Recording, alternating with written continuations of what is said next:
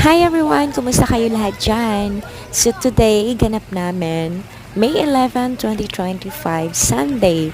Mother's Day din today. So hindi namin kasama yung mother namin kasi wala lang. Usually hindi kasi siya mahilig sa mga ganito. So yung kasama ko, yung pinsan ko, tsaka mga pamangkin ko. So ayan, alam niyo ba na yung buong resort ay solo namin. Yan yung mga pamangkin ko.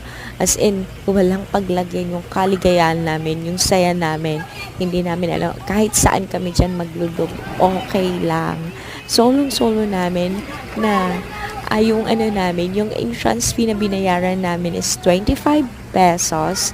Cold Spring Resort to. So, biglaang yaya lang ng pinsan ko at saka ng mga pamangkin ko na mag-swimming kami dyan. Katabing barangay lang namin to. Actually, sakop to ng barangay namin dito sa Samar. Yun, masabi din namin, swerte lang kami. Kasi pwede din tong lakarin.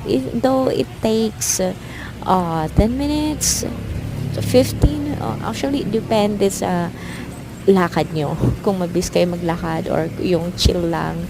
So, ito, I'm going to the adult area. Nandun yung pamangkin ko. Yan, yung dalawa na yan. Pamangkin ko din yan.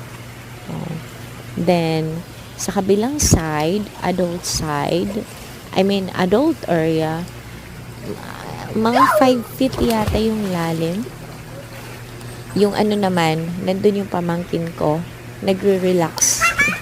So, pakita ko sa inyo. Ayan. O, diba? Yung senyorito, akala mo naka-may-ari ng buong resort din.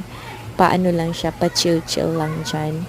So, ayun lang yung ganap namin today. At saka, mind you pala, dahil bukas eleksyon, sana maging matalino tayo sa pagpili ng tamang iluluklok sa pwesto, yung mga deserving para sa pwesto bilang yung mga kandidato natin. Yun lang, bye-bye!